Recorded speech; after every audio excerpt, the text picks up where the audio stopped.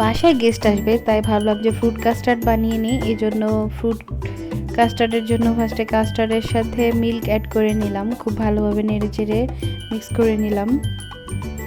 এরপর এখানে 2 লিটার দুধকে খুব ভালো করে জাল দিয়ে নিয়ে এর ভিতরে চিনি দিয়ে দিলাম পরিমাণ মতো। চিনি দিয়ে ভালোভাবে নেড়ে চেড়ে তারপরে জাল দিয়ে নিলাম।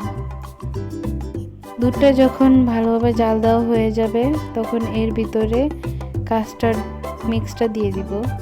দিয়ে অনবরত নাড়তে হবে, অনবরত না নাড়লে নিচে লেগে যাবে। নাড়তে নাড়তে যখন কাস্টার্ডের মিক্সটা ঘন হয়ে আসবে, এটা ঠান্ডা করব। ঠান্ডা করে এর সাথে আপনার পছন্দ মতো ফ্রুট মিক্স করে নেব। এখানে আমার কাস্টার্ডটা বেশি হয়ে গিয়েছিল, তাই আমি একটা আলাদা বাটিতে তুলে নিয়েছিলাম। যত বেশি ফ্রুটস দিবেন তত বেশি মজা লাগবে, তাই আমি বেশি করে ফ্রুটস দিয়ে নিয়েছিলাম। এই তো আমার কাস্টার্ড রেডি।